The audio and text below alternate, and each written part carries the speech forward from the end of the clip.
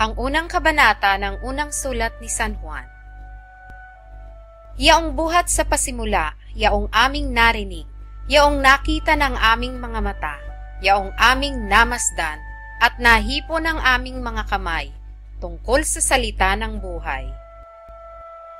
At ang buhay ay nahayag, at aming nakita, at pinatotohanan, at sa inyo'y aming ibinabalita ang buhay na walang hanggan, na kasama ng Ama, at sa atin ay nahayag. Yaong aming nakita at narinig ay siya rin naming ibinabalita sa inyo, upang kayo naman ay magkaroon ng pakikisama sa amin.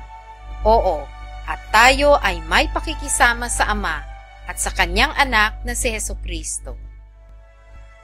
At ang mga bagay na ito ay aming isinusulat, upang ang ating kagalakan ay malubos.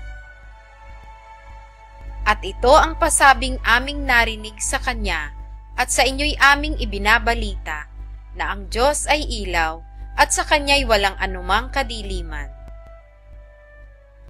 Kung sinasabi nating tayo'y may pakikisama sa Kanya, at nagsisilakad tayo sa kadiliman, ay nangagbubulaan tayo, at hindi tayo nagsisigawan ng katotohanan. Ngunit kung tayo'y nagsisilakad sa liwanag, na gaya niyang nasa liwanag, ay may pakikisama tayo sa isa't isa, at nililinis tayo ng dugo ni Jesus na Kanyang anak sa lahat ng kasalanan. Kung sinasabi nating tayo'y walang kasalanan, ay ating dinadaya ang ating sarili, at ang katotohanan ay wala sa atin.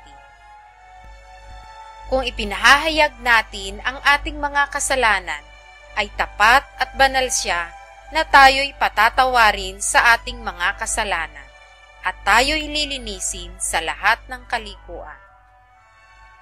Kung sinasabi nating tayo'y hindi nangagkasala, ay ating ginagawang sinungaling siya, at ang Kanyang salita ay wala sa atin.